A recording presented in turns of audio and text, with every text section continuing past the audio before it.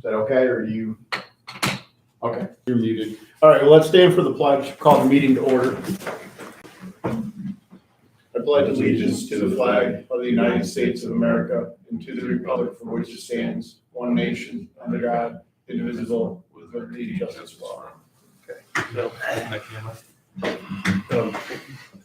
Peg, would you open up the camera lens there? It's closed. Thank you. All right, so our meeting is called to order. It's loan review for 2/23/2022. I don't actually have the agenda. There's only two things on here, right? Yeah, so we have two packets, both Oya, one in Camellia, one in Ellisburg. Not sure it matters which order they go in, so I've got Camellia here in front of me first. I initially, what's that? Sorry, Justin's in the waiting room. Oh. Okay. So we got two packets. When we got the original numbers, I did a question of Paul, and then Lyle reran some numbers. And Dave's still trying to determine which of the two numbers are actually correct, because there's that community adder which has an impact. So the lower value is with or without? Without the community credit. So the lower value, which is a 30% abatement, is without, and then the higher value, which is the second set of numbers we've got, is 56% abated, unless I'm saying it backwards. Anyways, 56% on the bottom of there, and then Lyle also ran the new cost of benefit numbers, which are in line with the higher taxable amount, lower abated amount. So I think for expedience, we should assume the revised numbers are the correct numbers. Yeah, we got to confirm something to Yes. get in front of the full Yes. board anyway. Yes. Okay, so I think we're going to make an executive decision that the number that's got 56 on the bottom of the first page are the correct numbers, and that is with the community adder, correct? I'm saying that right, Paul? You know, I do. Without. Or is it The without? Okay, the so I said updated it ones are backwards. without. Okay, all right, so we'll leave the technical stuff. So we've got this document, the application was completed. We've had good experience with Oya in the past. They've been very forthcoming with data. I guess while this is the first one we've had to do realistically under the new model, did you have any difficulties? I mean, they gave you everything that you needed right up front? Paul showed me how to do it. Okay. If we get the information, it's very smooth. So the big discrepancy is adder or no adder, and once you have that There are a information. number of things, the adder or no adder, is there a ground lease? Is there an escalator on the ground lease? Are they fixed or are they Tracking. tracking panels? I guess. That's pretty much the that's pretty much it, variables, yeah. isn't it? One discrepancy I noticed from the application to the cover page, while on the right-hand side, current assessment of the land, it says 86,000. Their application indicates 156, and I don't know if you prorated. Well, some of that stuff on there I don't really use. Right? Okay, And that's sort of a worksheet that gets me to the cost benefit analysis and the assessment and so on. all right. So whether it's the correct information or in the calculations. Yes. Okay, very good. I think with that, just really turn it over to the group, whatever questions there are. So we are looking at let's see if I say this right. This is 56% of full taxation. John had a question. Go I have a question. In terms of the bond, showing the bond amount, are we requiring them to do that? Because on one of them, the Ellisburg one doesn't call out the bond amount the way road does at 600 and some thousand bucks. I mean, wouldn't we want to have them show that as there's a big issue about decommissioning these things when it's all said and done. It's in the cost. Should and be, yeah, the should be right-hand side. the sources and uses of funds. The sources of funds, if there is a bond, it should indicate it.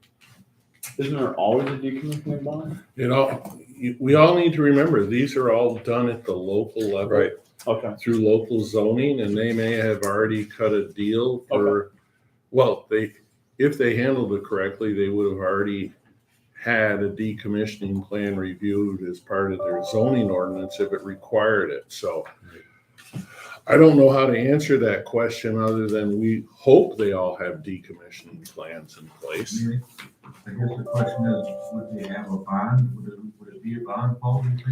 Well, you can either do a bond, an irrevocable letter of credit. I don't know which one comes with a major cost. If an irrevocable letter of credit has a cost associated with it. Those are the two that most of the zoning ordinance that I review gives you the options of. So. They actually, they've noted on the, Page 12. We're looking at Ellisburger Familiar. we're on Familiar right now, Okay, so that's the Lane Road project. and that one does have a decommissioning bond shown in the, project cost. What I'm saying is the Ellisburg does not show it, as a line item. It doesn't mean it's not buried somewhere, but it doesn't show it as a project cost. Or since it's Hoya, could one bond cover both projects? Probably not, no, 2 towns. because they're two different towns. Yeah. I mean, if it was in the Well, same if- town, they might have been If able you to. issue a bond, do you really care? Yeah, I suppose it could be. Right. Well, we should care because what if one of these Oya projects is sold? Justin has raised all those concerns. Or if they and both you- failed, and then you only have one bond. So Lyle, the number on the bottom there, 56%, that means these numbers come to 56% of full taxation Yeah, into that's dated correct. 44, Yeah, and not the other way around. Exactly. I always have to do the math and figure out what does that Yeah, number show yeah. me. All right, so we're at the 5,500 escalated, and then you reverse it. That's where we're coming out with the new model. Yes. Do you guys get that? Okay. All right. Well, I was saying, I was just trying to just ask the question. So the cover page that Lyle puts together, this is 44% abated. So it's 56% of full taxation using our 5,500 a megawatt. And then it's reversed, escalated and then reversed. We start out at 22,000 versus 17,000. So we're more in line with, the new model is putting us more in line with the trying to achieve a 50% abated tax. Before, we were abating things like 60 to 75%, even at the 5,500. One of the reasons this abatement is better is that there's no special district or town taxes. Mhm. So when you look at the amount of taxes that are traditionally levied versus what we're getting, this is one of the lower tax towns as an aggregate too, so. Well, when you do the cost of benefit analysis, you put some raw data in, like the direct jobs, and then does it sort of suppose the indirects and all the other stuff based on internal It does, information? however, these projects don't show any jobs, Rob. But the program, as nearly as I can tell, does calculate some spin-off benefits on the front end only. Mhm. Because during construction, there will be spin-off.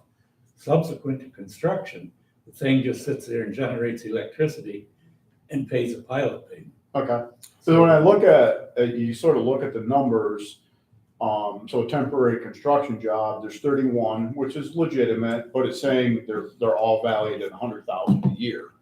And I'm not sure these jobs are a year long, or I'm in the wrong business, I'm not sure which. And then the indirects are valued at 50,000, which does make better sense, lawn care and stuff like that. And again, that's a subcontract value versus a personal earnings value. But you don't get a chance to choose that, like the 100,000 was not some number you put in there. No, New York State decided that? yeah, I don't have the, well, Okay. the company does the MRV, Okay. or D, whatever they be. That's their standard that they have in Alright. there. Now, on the old program, I had the option of changing it. On this one, I don't. Okay, And they use a NAICS code. That goes in, that does the calculations, calculates the spin-off, Only on the front end, like I say, Okay. very little after that. I only bring it up because as we get into some of these bigger jobs, I think the cost of benefits are inflated. And they might not have been as inflated prior. They're still not perfect. None of this is perfect, of They course, never but will be, no. it does seem, I don't know, $100,000 for a construction job to build one of these seems maybe a tad high. But then again, it might be the Well, subcontract when you value. take into consideration supervision and. Yeah, it might be the subcontract value, not the personal earnings value. Yes. And then it becomes a little bit more legitimate, but, And also on the cost benefit analysis program, we're still getting a feel for this. I'm not convinced it's totally accurate for doing solar projects.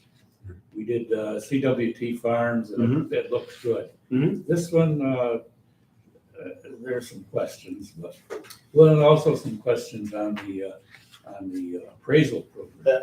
so when you use this for like the CWT, were you able to tier the value of the jobs that they disclosed in their application? Because they had several different tiers, or do you just put jobs in the program? I use an average on that. Okay, so you have to somehow fool this? Yes. Okay. All right. I had a quick question, if you mind me just asking. On the, both the Ellisburg and the oil and CBAs, the real property tax exemption numbers, for example, Oya Ellisburg is showing 87,000 and change. Is that for like 1 year or the life of the pilot, 15 years? What is that number reflective of? And that's over the 15-year period, I believe. How can that be possible? Yeah. It's a 5 megawatt deal that costs $10 million. And we're doing about a 50% abatement. Well, that would be like year one in a typical pilot. I don't know how that would, we're talking about $10,000 in savings a year. Or actually, no, like, well, 6,000 in savings a year. On the top of the second page. Yeah, and actually, under the original CBA, where we used the cost, the community adder, was 657,000. Well, So actually. does the lack of the community value knock that value down? I mean, it's- So the Pamelia one is $200. oh, sorry, I'm wrong. No, I'm just saying, Justin was actually talking about the Ellisburg, which is Right. 87. But the If I'm Pamelia looking one is at $200. Typically, these, have a significant amount of savings each year, especially on a 5 megawatt deal, even under the new assessment program. If you're looking at, instead of a 75% abatement, you're looking more in the 50, 60 range or perhaps less. If this thing, usually assume that these things would be assessed at about $1 million a megawatt, it's probably half of that now under the new formula, using my very dumb math. I'm just curious how that goes up to only 87 grand. It's not even working on a pilot. If they're saving $87,000 over 15 years, and they're paying you, 1% on a $10 million project cost, what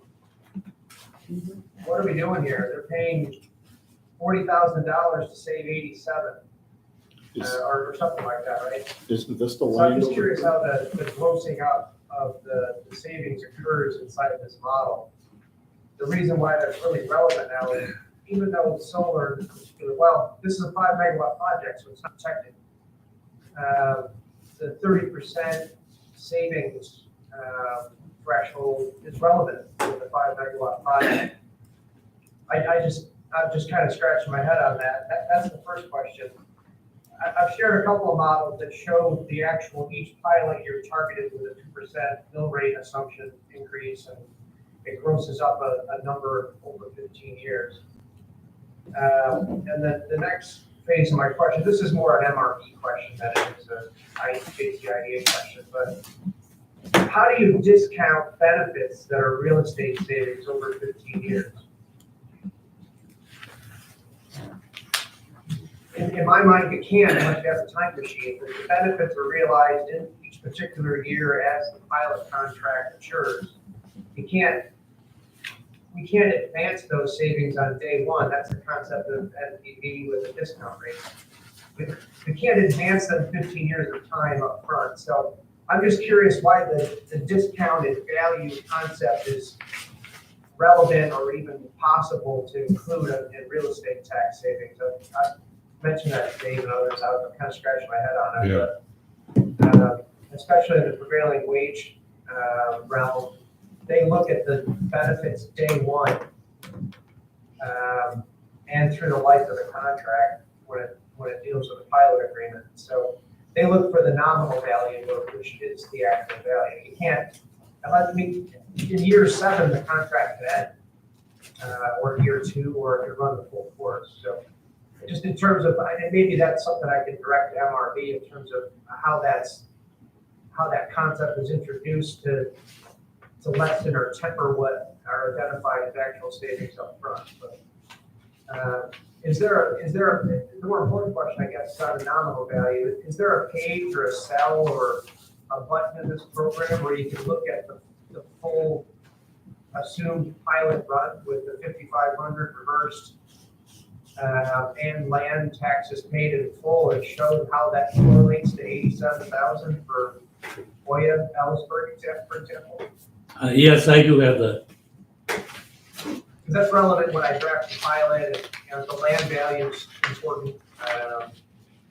We're still working out that issue with the real property services in terms of that exemption profile. But for a 5 megawatt project, literally, if the nominal value is 87,000 and your new, on this $10 million or $11 million project, what's your administrative fee going to be estimated at? Do we have that figure? It was on here before, wasn't it? 148, I thought. Yeah, It's it'll on be here. It's on here. 1.5% now. So call it 150. Yeah, 148, 150. 148, 45. It's on here somewhere. The top right, box in It's the on top my right work, corner. on my worksheet. Right? Yeah, I just. So we're talking about Ellisburg there. It'll be a little, Top right corner. Well, next box down. Oh, there it is. Yeah, I see it. What's interesting too is that when following what the difference that the community adder makes, because when we assumed it was in there, the original CBA shows a nominal value for Ellisburg at 492,000, or 585,000 for the nominal value compared to 87,000 when you take it out. That 2%. Why would they pay 148 to get 87? I don't know. Other than tax I don't want to certainty. put you guys out of business, and certainly not myself, but Yeah. I think what it calls into question, I think, is a more robust rundown. Yeah, well, it does screw up the cost of benefit analysis because I kind of question 82 to 1 anyway. And because the cost is only 87, so that actually inflates it much more. The only cost is the 87,000 that you're putting into question, And I'm saying that's probably year 1. most not 15 likely. years grossed up of savings. It's got to be $1 million in savings all day long on a 5 megawatt project. Yeah. I don't care how you assess it. I don't know how much is this land assessed for that they're gonna save 87,000. how many acres? Well, we just had a meeting that I went It's, to. well, with- it's 209 total, but the project's only 30 acres. Okay. The Going project's back to 30. Justin, we just had a meeting with some assessors last week, and we were looking at, okay, so the average rate is about $5,000 to $6,000 a megawatt for land value, and they went through that. You're going to see land values between $10,000 and $15,000 an acre for that 30 acres Okay, on an income so it's approach. $500,000. Just use a really high number. So, And we freeze that and require full taxes on that, so that's not part of our savings. So what's the So- tax rate here? $500,000 and the tax rate's 20? I'd have to, It says 20 per Total, thousand roughly. Added the improvements value that we're looking at, that, I mean, you guys are better than me with the new formula, but if a 5 megawatt project comes through costing $10 million, give or take, we used to assume that it would be assessed at about $1 million a megawatt. That's changed. dramatically. On average, are we looking at half a million bucks a megawatt, or? Well, let me see. The new model pumps out Ellisburg with no community adder at 1.5 million roughly, Justin. for the total per megawatt or total? Total, so you're looking at 300 grand a megawatt. Or Three to that's for four. the improvements, the land is, the underlying land is This still is just land. improvements, Okay, yes. so it's 300 on top of the 500? Because if we already said the land is gonna be valued at 500,000. The land's a push. We're not getting any. Yeah, we're just simply saying whatever's assessed, full taxes are paid on. Okay, That's not what our U tax says. so back to if And it's then we provide a payment 300,000, on the added value. So if the added value is gonna be 300 grand a megawatt, it says 1.5, what's, well, the tax rate's 20 per thousand, so that's only 60 grand a year. so let's look at raw numbers here. Or did I If add a it's, zero? If it's 1.5 million, the 1,500, what's the assumed mill rate right now? 20. You can use 20, it's 19 point something. The- That's 20. With no, $30,000 a year would be an assumed full, assess a full amount of taxes on a 5 megawatt system, which is interesting. You're doing 5,500 a megawatt reversed. So you're giving them a $2,500 break.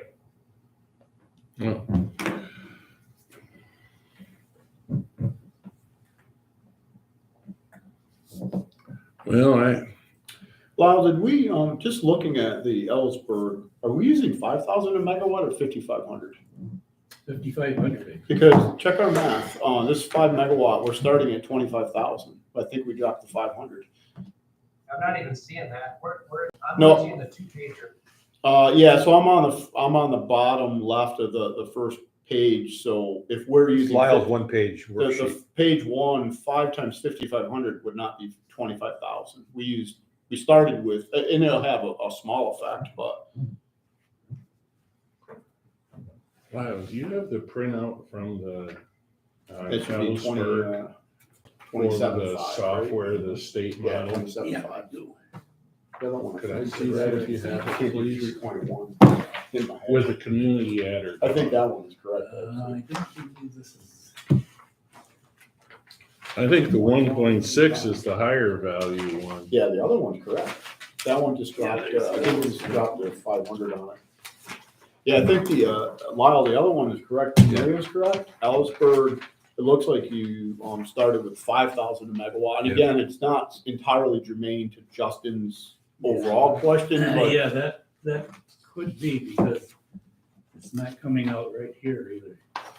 The only CBA I have is a 2-pager for each of them that Dave's regulated. Is there something? yeah, no, this is on the It's in the wrong IDA, packet. the IDA worksheet. Did you get the meeting packet, Justin? Maybe. Is that I'll send it. an invite or something? Or No. something Yeah. that you circulated? Yeah, I sent an email last week. Yeah, that link could go in the appointment. For a dumb guy like me, that myself. I'm sending it right now. Yeah, these are Lyle's worksheets. It's just, it appears the Ellisburg, we used 5,000 a megawatt versus 5,500. The other one was correct, but again, it might not be entirely germane to your question, but it is another possible error to be corrected. That is 5,000, Roger. Yeah, it does. It just happened to notice that when we were looking at this. The other one is I did it, they're 3.1 times 5,500 is 17,050. The worksheet we're referring to is page 3 of the packet, Justin. Page 3. And then lower left corner where it says year 15. Oh, yeah, I'm seeing that, 25,000. Yeah, so that should be 27.5 to start with. The other one is correct. Okay. And Lyle, All that being said, if you're charging about 150 grand for this pilot and they're only seeing 87 in savings, I don't get it. That's all. Well, are they seeing more savings, but because of the way the appraisal method works? well, they're also getting 400,000 savings on the actual equipment over the 15-year life. On which, I'm sorry, I didn't hear that part. According to Lyle's worksheet, the total savings over the 15-year life would be about 400,000 something. That's the number that should be on the CBA, the one I was confused about. Where you have nominal value and the discounted guy says real property tax exemption, $87,000. And if this chart, the robust chart is showing 440, that's what we're predicting, the gross savings over the life of the pilot. Yeah, and Lyle, I'm not sure, is the 440 the savings, or is that the, I always have trouble understanding which column means what. That should be the total percentage of taxes paid, but it's actually, more like 560, right? Or- Yeah, the Yeah. 528 might be the right number. And that, but that That's the includes the question. land. I think if you can take all this data away, the basic requirement for the IDA at the public hearing is to show what the projected savings is gonna be, the financial assistance. That's the right number. Okay. I'm trying to find it. It looks like it's the pilot's paying 440, which is misleading because the pilot's gonna be paying the per megawatt charge plus land taxes. Right. I think. plus it's There's a also, land payment here, I'm sorry. The 440 includes land. right. Plus it's also being paid, I mean, that's low because the number got punched in was 5,000 instead of 5,500. So it's another $100 per month. Probably is over 500,000, and that would include the land. And the land's our best guess. We just use an existing metric. Mhm. You know, the total acres, 209, it's assessed at, 150 or something like that. The 29.7 acres is gonna be assessed at whatever the assessor says it is. As a commercial assessment at some point, probably next tax status. So that 150 assumption that we're utilizing right now is just that. It's gonna be, I think as Paul mentioned, it's something 10 to 15,000 an acre. So that's gonna go up to, 300 to 350 and then drive full taxes on that. We don't know though, but we can kind of guess. So it may come to a point where the land taxes are paying more than the 5,500, but. In any event, I just always try to drill down on what's the gross savings. Well, that's And when I saw 621. the nominal value of 87 grand, I'm like, well, that's a bit of a head scratcher. But So that 621 works out to about $3,000 an acre for the land only. I don't know if that's good or bad. I have no clue. Well, what is the lease payment on the land? Well, the total land is 170. No, the annual lease payment is 30 grand a year. So someone's making 30 grand a year, so 10%, that's not out of line. Okay. Well, I'm just saying, so it's 30 grand a year, and then the penalty is I gotta surrender $621 times 30. Or no, the 621 is all 30 acres. I'm sorry. That's not per acre. That's the whole project. So 300 grand is gonna generate about a $600 bill. yeah, so I mean, so that Six. is. Yeah. No, Well, anyhow, you're just- right. I mean, I just did the mill rate inverted times 621, and it comes up to 3,000 an acre. But that actually, it's not 3,000 an acre. It's 3,000 for the whole. Yeah. 30 acres. Anyway. Just to give you an idea, Justin, if they do have the transition or community adder, the value is going to be over $3 million for improvements. Okay, that's how much that one factor changes the value out of this output. And this would be the only project we've seen that hasn't had a transition credit. So that's why this is where Lyle has. So I would not be shocked if they just haven't given us all the information on what that is, because I haven't seen a project come through where we've gotten, like all the Chameau projects have a community adder. Most of them have it. So we got to drill down on that to really get to the accurate numbers. Besides getting this packet corrected for some, minor numbers and things of that nature, can this go to the full board with all of this information? Like, we're doing basically the initial resolution. Do we really need all the facts in front of us, Justin? Or is it okay and prudent to proceed knowing we're gonna get the facts and the final numbers are what the final numbers are? the day that matters is the day you have the public hearing. Okay, which is long after a board meeting in a couple weeks. Yeah. Yeah, we have a little bit of time. Okay, so and- we can talk to MRB, kind of flesh some of this out, seeing, so what is this showing us here? I mean, But I think at the board meeting, we should maybe explain, because it is in theory a Well, public hearing, a public meeting, excuse me, that, I would be putting pressure on Oya to tell us before we even send it through the full board that we need to know, have you applied for transition credit or community adder? Or have you granted it? There's no reason they shouldn't know that. They couldn't have put their financial package together without knowing all of that. So, because that has a huge impact on our outputs. Okay, and it's a huge impact for the communities to consider. My initial reaction is we're using the same pilot fee structure, not fee structure, but the same pilot payment structure that we've used on every other pilot we've done for community solar. I would say I'm okay with it moving forward with the understanding that's what our pilot payments will be, and then we have to get the justification in place before we hold a public hearing. So then the public and the communities can make the decision whether they like it when they see the updated impact numbers. That's my personal On opinion. this page 3 that I'm looking at, where it's showing, like you say, Paul, it's a $3 million assessment. That seems without the adder, I guess. No, well, that one hasn't been, well, the one pager, that's not been updated, right? This is based on the original, No, you're talking about the assessment on my worksheet? your worksheet in the board packet. We updated the CBA from MRB. yeah, the original board packet, But you didn't update the worksheet. yeah, he sent out new Yeah. ones. Yeah. He sent out new ones the other day, like 2 days Yeah, ago. that's So right. Justin probably has the wrong ones. It shows a new assessment of $1,588,000. Okay. Yeah, the what was in the original board packet. the 3 million one, Justin, is the one that has a 2.25 cent transition or market credit. And originally, that's what I I don't know used. where to find that. I'm looking at the board packet. We probably don't have that because, I don't have it. Yeah, the board packet was updated because there was a question, Justin. Paul ran some numbers before the meeting, and when Lyle's board packet numbers came out, they were literally half of what Paul had questioned.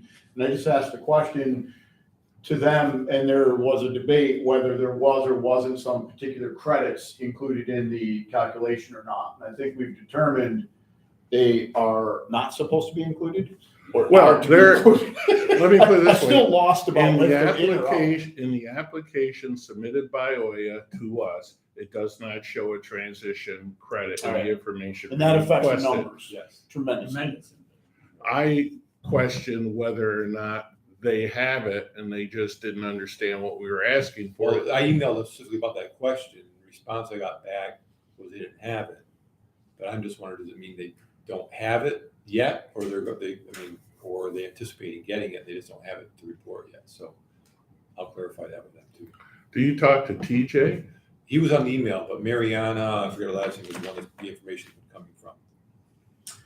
So we're dealing with a moving landscape of numbers, and we're not certain we have everything in front of us. And then there are a couple minor errors that we can correct and have Yeah. control over the And that information. rate is, But there's still, as Paul said, I think there's still quite a bit of information we really require from Oya. If the consensus of this committee and the attendees is that we can still move this to the full board with caution that we're not sure we have all the right numbers in front of us. It probably could be said better, but we really need to get something from Oya the next week and a half with some certainty that these are the numbers. This is the first one going through this model, correct? I think I asked that earlier. It'll be first the one. first one that is using the new valuation model. Whether or not it's the first one that uses the MRB cost, I don't know. I think I've seen this package before We've been for doing other MRB. stuff. Yeah. we've been But doing as MRB. Lyle said, when he did like CWT, it made better sense. These don't fit. These are designed for renewable projects and they don't fit the renewable projects. yeah, I don't have it. It's almost like it's.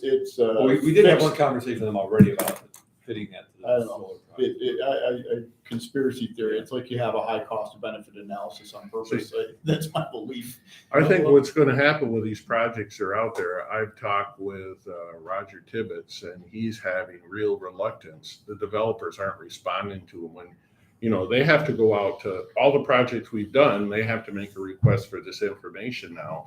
And they're getting some reluctance or dragging their feet on supplying the information back. And what do? I said, They especially don't like to share the lease. Bill or John, anything else to add, or absorbing all this fun and data? Yeah, I'm just trying to understand what we're all talking about here. But one of the questions I think I would have would be, should we compare what we've already given and approved, a 5 megawatt pilot, to what we're looking at here, just to see what the differences are as well? I mean, it's an old system versus new system, but to Justin's point, I mean, if we're at 87,000, we should be showing 450 or whatever the number is. That's a pretty significant difference. Yeah. Well, I think Justin also indicated that the land taxes will work themselves out. But part of your question, John, is if we look at the old system versus the new system, what was in the board packet originally, where it's 30% of full taxation, was more in line with how we were doing it prior. Now we're at 56% of full taxation. The project didn't change, just the evaluation method did. So the 5,500 still is below full taxation, but it is higher than that 50% threshold that we use for every other project that's not renewable. And that's for Pamelia Ellisburg is 82% of full taxation using the new model. But as Paul indicated, if we change one input, it goes back down to 40% of full Is taxation. that Pamelia? Yeah, the Pamelia one is the biggest, Ellisburg, sorry. We have to realize that when we first did the projects, we used Zukowski's appraisal. Mhm. And if I correct, and Bill Johnson may remember, but I think we were like 4.47. 4.9. $4.9 million was his appraised value, Mhm. including land, for a 5 megawatt. So we were at like $700,000 to $800,000 a megawatt. Okay. Now we're And that was down like to 4 years ago or 3 years ago. So, but that was before the model change. Mhm. But that took into account all the revenue. These models are kicking out revenue. Yeah. So, So if you take that 800,000 and escalate it to today's standards, it's closer to the million a megawatt, which Justin threw out. But the model's saying it's between 300,000 and 500,000 because they it's- discount. the state created a model to force local taxing Again, jurisdictions to give more The state incentives. wants to show benefits that don't exist. I get their whole agenda. It's whatever. I mean, it is, we got to deal with the numbers that the numbers show us. But that may be a reason, John, that you see differences between the prior projects and now. I don't think their revenue streams are changing dramatically. It's just the taxation part of it's changing. And so that's why I don't think, just because their value in the new assessment model is dropping, I don't think that means we should lower our pilot payment No. structure. No. They're still willing to pay it. No, I mean, obviously, it's a benefit to both parties that we're still collecting a reasonable fee and they still think it's a reasonable fee. So that's good for both of us. But Justin has mentioned this time and time again, and I'm going to put words in his mouth, that there may come a time with our fee structure for not the pilot payments, but our fee structure may make them to say, hey, I'll just take full taxation and move on. And if we were in a higher taxing jurisdiction like Western New York, that's probably going to happen. I think too, I mean, we were just saying too, I think, we're still using the same pilot, the same rate, the $5,500 per megawatt we've been charging. The only real change here is the state's formula determining the value, which if that's artificially decreasing it, our 5,500 is still acceptable. I think it's only on paper. If you run this model against the projects that we've already done OYA, and you look at the assessments, they're going to be lowering assessments with this model in northern Jefferson County. Okay. That answer your question somewhat, John? Yeah, that's helpful. Okay. So just to recap, so you're going to forward this to the board. In the meantime, we will, I'll basically tell Oya, if we don't get confirmation of the numbers, We're that we're not going to act on it at the next board meeting. So, but we'll plan I on having think this. it's fair. Justin indicated we could. Yeah. But if we do, it takes the leverage away from getting the data. So I think it's fair to say we can't put this in front of the board. There's so much disinformation. If the adoption of the initial project resolution next week, for example, just allows you to schedule a public hearing when you're good and ready to do so. So if you don't have the data the next 2 weeks, don't schedule the hearing until April. Okay, so you're indicating we should, if there's no harm in putting it in front of the full board, we just stop the process after that, provided it passes the initial resolution. Yeah, the initial resolution simply accepts the application Okay. and authorizes the schedule of a hearing. Yeah, 'cause that's what I If you're heard not ready to originally. schedule the hearing, then Right. if the hearing is based on data in the CBA, if you're not comfortable putting that, So I think, publishing it, then, Right. you know, wait until you have the data you're comfortable with. so Dave will put it in front of the, we'll push this to the full board once their committee votes upon it, if it's still all affirmative. And then if it's affirmative, you can talk with Oya and explain that we can act upon accepting the application, and then it stops, because we need to have data and confirm data and then rerun data before anything else can appear. And, It could be they're waiting to bid into the next block of, I believe they have blocks they put out with X number of megawatts with certain levels of incentives. because as it is, you're all the way into basically April for a public hearing, and then we're into like May and June construction season before there's kind of like final buy-in from the board. I mean, we're already into construction season at this rate, and maybe that doesn't matter for them. They indicate they want to start construction this year. Okay. Somewhere in here I read. I think, is it John and Christine and me are the only ones actually in this committee? I lost track of who's actually. I know, I know, you, me, and John, I think. Yeah, Kent and Dave aren't here. Yes. Okay. I just have to figure out who's actually voting and who's not. Any other discussion? I mean, we're kind of discussing both packets at the same time. Anything else, John? Go ahead, Bill. I just have a I question. can offer, Go the ahead. thing I can offer is, I can talk to my contact at National Grid and just ask him if we can find out if there is always a community adder or a transition of credit. They're not gonna give me the number, but at least we'll know there's supposed to be something there. That'd be interesting to know, That yeah. would be good to know. Thanks. Go ahead, John. I guess, you even add the Bill's comment there, I mean, this thing, you look at the, rerun the numbers, look at them, confirm them, and it really doesn't look at it advantageous. Should we go back to Hoya and explain that to them as well, or no? I'll let them make their own Yeah. business decision. Just so they can make a decision. Yeah, I mean, all we're doing is collecting a $2,500 fee, which is pretty inexpensive for them to have some tax certainty later on if they choose to act. Okay.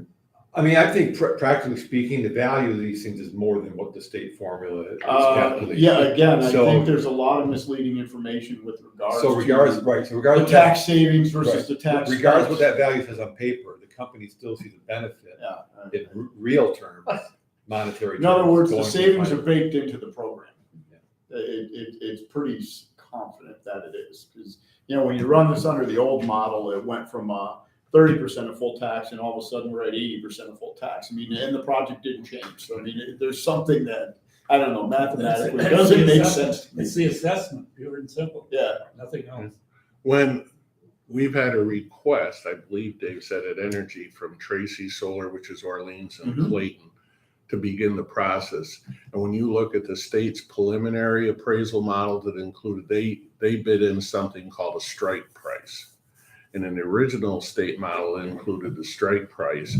And then after hearings, they removed it. You were in on that. Remember when the attorney said they had better lobbyists than the assessment community did? It literally reduced the value of that project from, I'm saying, $105 million assessment to $48 million, $50 million. That's how much the just one little change the state makes has done to reduce the taxable values on these. So Hey, Paul, another question I have, does the state program adjust for inflation, because certainly we're in the middle of a big step up of cost of construction material and all this stuff right now, and I'm just wondering. probably They have some sort of, inflation adjuster to the cost of when they do the appraisals there? Every year, they're going to review and reissue this model, okay? So if the cost figures go up, that'll probably show up in the next model. I would expect that we're at the high end of the value of these projects because they're going to depreciate them every year moving forward. The only thing that's going to happen is if the wholesale cost of electricity goes up, that may be the other side of the coin to push it up. So can I answer that question for you? No, but they're going to review this every year for the discount rate. So let's say the cost of money goes up, which if they're talking about 3 or 4 raises in the next couple of years of interest rates, and you can answer more to that's going to push up the discount rate, which is going to push down the output value of these models. So it all depends. They're going to review this every year. And if these alternative energy companies don't like what happened in year 1, they're going to be lobbying for more changes in year 2 and year 3 going forward. So What I wrote down for, I guess, questions and corrections, so we need to get confirmation from Oya, is there or is there not a decommissioning on Ellisburg? Yep. And on both projects, is there a transition or community added credits, actual confirmation? And then internally, Lyle, on the Ellisburg project, we're gonna recast the 5,500. I think everything else will correct itself, or Justin brought up a question on the land as well on the Ellisburg. Will that correct itself with the 5,500, or is that a separate calculation? That's separate calculation. Okay, so the land is, I guess, another question. Well, the land is a question, because right now, all I can do is take the total assessed value of the land for the Ellisburg project, divide it by 190 acres or whatever it is, calculate a cost per acre, Okay, and then apply that to the 19.78 acres, and I come up with a land value that's 24,500. Okay. So that is the basis for calculating the land tax on that particular 19 acres. you can't override that? That's my calculation. That's not included in any of the others. I'm sorry, Justin? I think that's what Lyle's struggling with, is the local assessors aren't changing land values, commercial assessment. Is that what's occurring? No, I think that our meeting is that most of them believe that this land that may be assessed at $600 an acre now is brush land, or a couple $1,000 an acre for tillable land is now going to have a higher value. And once this project goes through, there's an intention to raise the value of the quote leasehold significantly to a commercial valuation. Which is what I need. In the last year, it's the existing pilots that have been deployed. The IDA's put a pilot across it, and the assessors have told either Lyle is that they're not accepting the land. Like it's a 487 exemption, which just attaches to the improvement. When an IDA goes in, we have a leasehold interest in the grounds. So the land literally is exempt. The disconnect, I think, is that the assessor isn't, thus far, they haven't afforded Lyle with a commercial valuation on the leasehold. Is that fair to say, Lyle? Yeah, that's correct. You take the 4 oil projects that are operating now up in Orleans. I said to use the same methodology, an average cost per acre, to get a billable tax on the land. Because I have a parcel with a sub number, but no land value. So the assessor's not giving us an assessed value? He's not adjusting the assessed value of the land on the sub parcel. I've done the average on all of it. Still a made up number. Yeah, And they're saying that the land is still taxable as part of the master parcel, which is, there's a disconnect there. They are creating a stub parcel for the improvements. yeah. But what we've told them or communicated is that stub parcel should have an innate land value with the improvements, so we can properly build the IDA pilot. The UTEP says pay full taxes on land as it may be assessed. What Lyle's not getting is a stub parcel with a land value attributed to it. So he's left to look at the master parcel and say, okay, it's 100 acres, we're only affecting 30. So he's doing a rough 30% on an old ag valuation. So they're getting a break on a break, a little bit, and in the absence of getting that stub parcel with a full articulation of land value. So I'm hoping they'll catch up, and we reached out to the Office of Real Property Services and the county attorney. I don't think we haven't closed the loop on that conversation yet, just so we can get a uniform treatment of this across all the testing units in the county. Yeah, Paul's actually gonna be working, sharing. Paul, we do an appraisal, based upon, a monthly or yearly payment on the land lease, and it gives us one appraisal. If I do it without it, it gives us a lower appraisal. Could the difference between those two be the land value?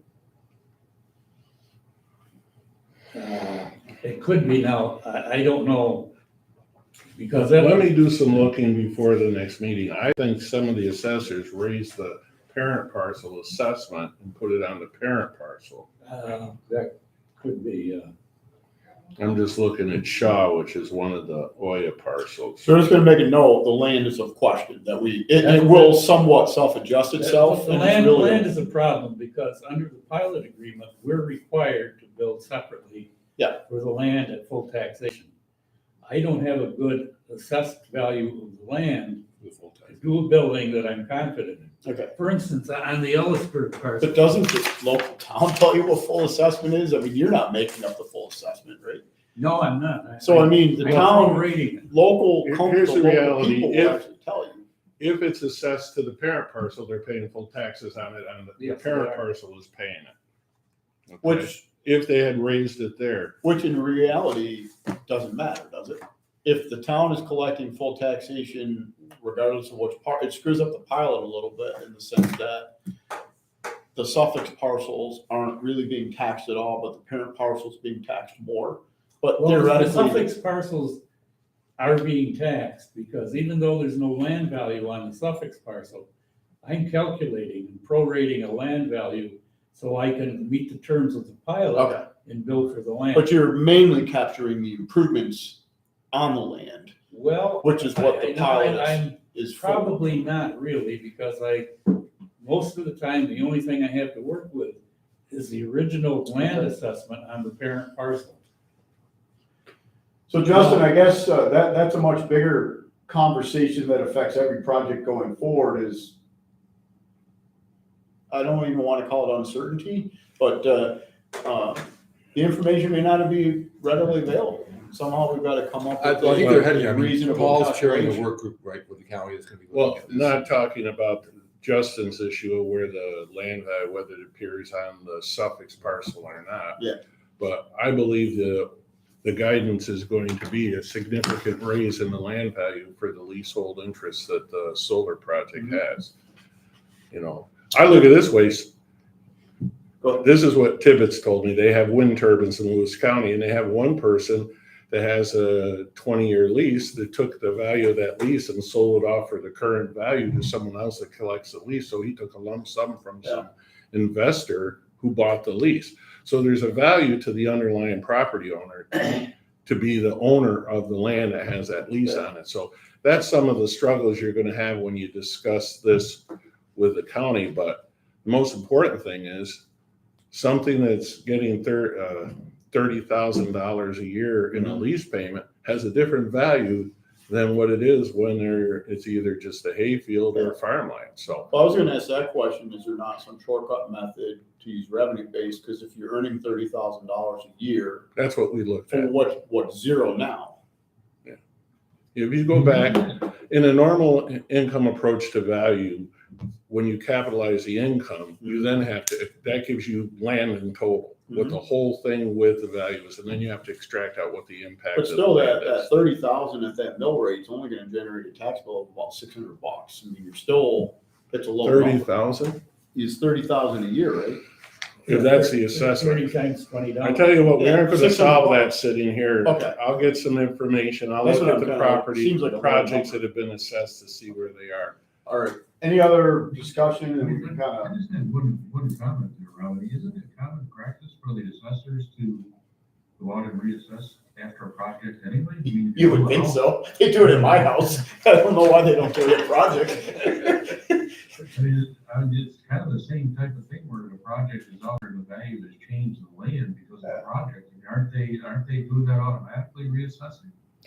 They should be What we're really, experiencing, or what I've noticed, is that the assessment community countywide had a number of 487 driven projects where under that statute, they established a stub parcel just for the improvements.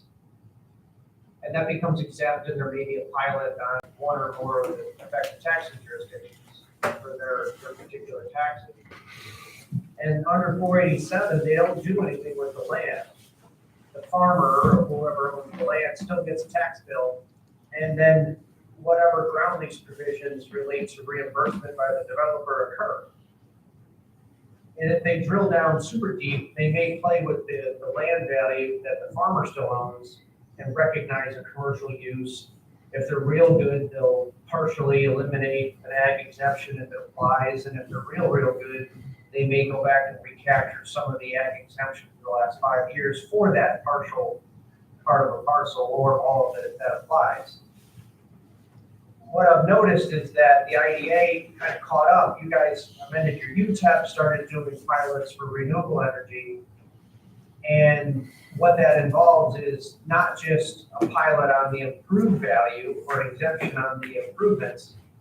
You literally go in and get a subleasehold interest in the land. That might be a whole parcel, or it might be 30 out of 100 acres. Your entire project is built on an exemption on the land itself. What was occurring, I think, is that the assessors locally had been treating the IDA exemption in terms of mechanics the same way they've been treating the 487 exemptions. They weren't exempting the land. They weren't taking that stub parcel and saying, okay, it's got land with it too. Make the land exempt and give it a commercial value. What Lyle was seeing is that for purposes of administering the pilot, the improvements were exempt, and he was applying the 5,500, reverse, however that was happening. But the information that he was getting from the assessors locally is that the land wasn't exempt. It's still a fully taxable parcel under the IDA project with no differentiation between who owns what and what is valued in what capacity, whether it's still be agricultural or commercial. So that's where Lyle has been left to say, okay, I've got a UTEP and I've got a pilot, I've got a bill for land, how do I do that? So he's been just taking proportional values of the entire parcel and saying, okay, this is the best I can do at this point. So our hope is that the assessors can continue to do what they do with the 487 pilots as they exist out there. And that's really not our problem. It's when there is an IDA project involved, hopefully they will kind of catch up and work with us on assigning a land value on that stub parcel so we can bill it appropriately. Every pilot should have two components that you're well aware. Full taxes on the land as assessed commercial plus our 5,500 reversed. That added together comprises the pilot bill in a given year. Just Lyle's been operating in some instances, the Illinois projects, if you will, without a hard metric out of the assessor. That just makes his job a little bit difficult, and it calls into question, are we really billing the land at full freight? We're doing our best at this point. So perhaps they'll adjust rules on a going forward basis to give Lyle that metric, and we hope so. okay, thanks. John or Another Christine? meeting, but. Okay, John or Christine, anything else to discuss? I just have one question. After we have our final computation, at what point do we provide those numbers to the developer?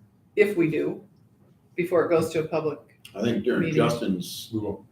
negotiations and stuff Yeah, like that. the CBA really is, it's kind of a one-stop shop. It includes, and especially the full board packet includes that pilot chart that's really relevant for their purposes. So they'll kind of see what our assumptions are for savings. They just want to see the 5,500 reverse. That's an important number in their minds. The difficulty that I just discussed is the same gap in a pilot quote, if you will. We can't tell them what the land's going to be taxed at.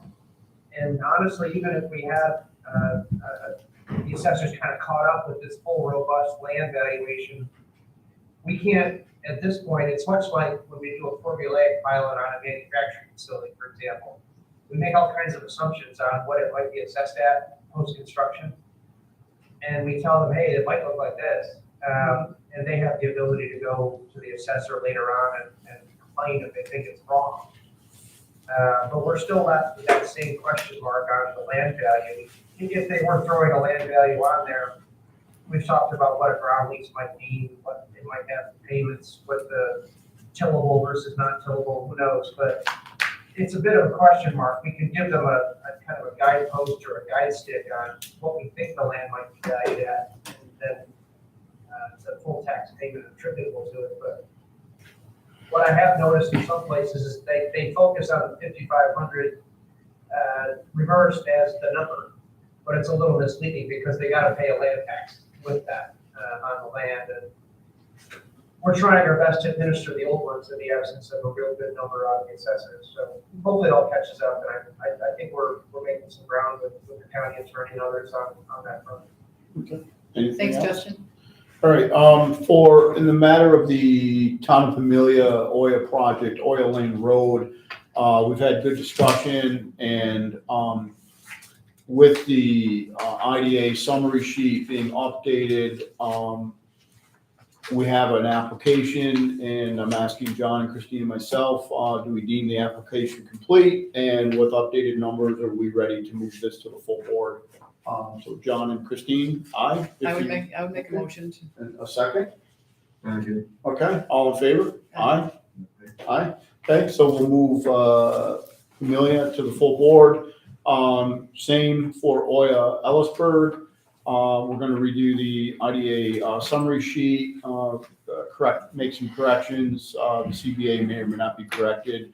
The application, appears to be complete, so we have a resolution, or excuse me, a motion to move it to the full board. I make that motion Okay, again. Christine first, John? Okay. Okay, all in favor? Aye? Aye. Aye, okay, so we'll move both to the full board with corrections, and I don't think there's any other business for this committee? No? Can we hang around a second? Yeah, I was after gonna you ask adjourn? Justin after we close the Okay. hearing. You don't want, because it's not It's part of not this part of committee, it, okay, no. yeah. I'll ask for the Motion to meeting to be adjourn. closed. John, a second? Second. Okay, all in favor, aye? Aye. So we'll close the hearing. Justin,